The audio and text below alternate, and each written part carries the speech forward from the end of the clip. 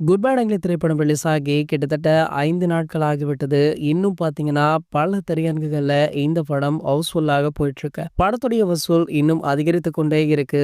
இன்னும் 2 அல்லது 3 நாட்கள்ல கிட்டத்தட்ட 400 கோடி வரை வசூல் வரலாம் அப்படின்னுமே சொல்லப்படுது. ஒரு சில ஆண்டுகளுக்கு பின்னர் நம்ம அஜித் சாருக்கு குட் பேட் அங்கிலி திரைப்படம் ஒரு பிளாக் பஸ்டர் வெற்றியை பதிவு பண்ணிருக்கு. இந்த படத்துல சுமார் 9 பழைய பாடல்களை மீண்டுமே பயன்படுத்தியிருந்தாரு இசையமைப்பாளர் ஜி வி பிரகாஷ் அவர்கள். குறிப்பாக இளையராஜா இசையில வெளியான என் ஜோடி மஞ்சக்குருவி, இளமை இதோ இதோ, ஒத்த ரூபா தாரம் போன்ற பாடல்களுமே இடம்பெற்றுள்ளது. இந்த நிலையில தன்னுடைய அனுமதி இல்லாமல் குட் பேட் அக்லி படத்துல தன்னுடைய பழைய பாடல்களை இடம்பெற்றுள்ளதாக கூறி படக்குழுவினர்களுக்கு இளையராஜா ரூபாய் 5 கோடி இழப்பீடு கேட்டு நோட்டீஸ் அனுப்பியுள்ள சம்பவம் பரபரப்பை ஏற்படுத்தியிருக்கு. மேலும் இந்த நோட்டீஸ்ல 3 பாடல்களையும் படத்துல இருந்து உடனடியாக நீக்க வேண்டும் அப்படின்னும் 7 நாட்களுக்குள் நிபந்தனையற்ற மன்னிப்பு கேட்க வேண்டும் என்று நோட்டீஸ்ல தெரிவிக்கப்பட்டிருக்கு. இல்ல அப்படின்னா நீதிமன்றத்துல இது தொடர்பாக வழக்கு தொடரப்படும் அப்படின்னு இளையராஜா தரப்புல இருந்து எச்சரிக்கை விடப்பட்டிருக்கா. எனவே இந்த நோட்டீஸ் தொடர்பாக படக்குழு என்ன முடிவெடுக்கும் அப்படின்றத